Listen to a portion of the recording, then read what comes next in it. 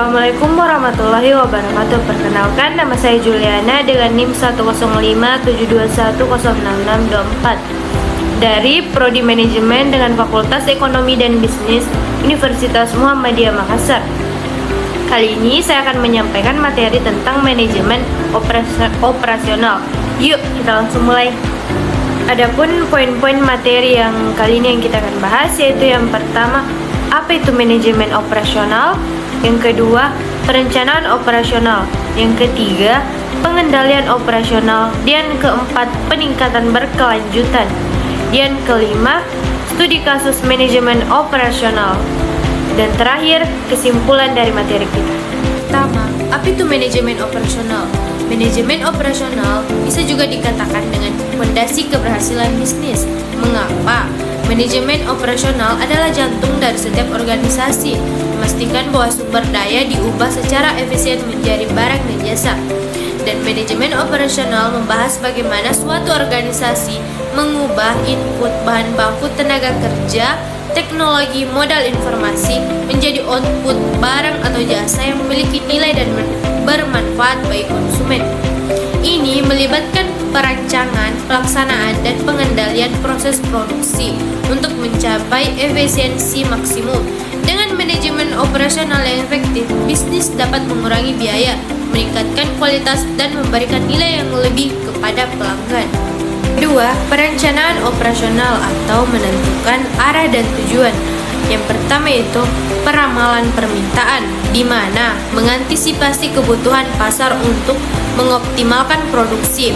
Yang kedua, perencanaan kapasitas dan desain produk proses, menentukan jumlah sumber daya yang dibutuhkan untuk mencapai permintaan di mana dapat mengembangkan produk dan proses produksi yang efisien. Yang ketiga, manajemen rantai pasok, pengelola aliran barang dan jasa dari pemasok ke pelanggan.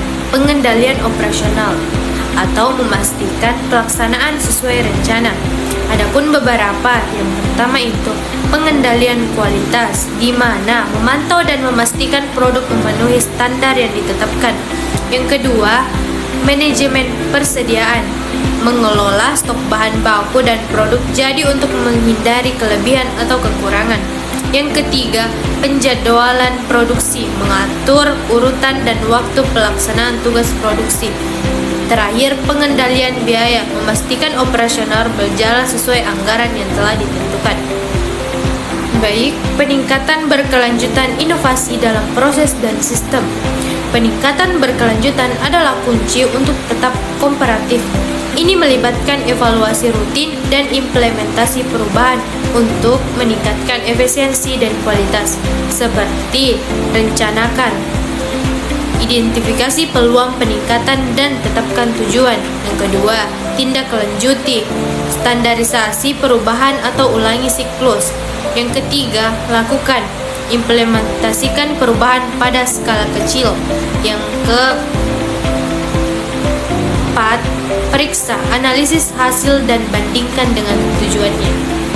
Baik, implementasi sukses manajemen operasional.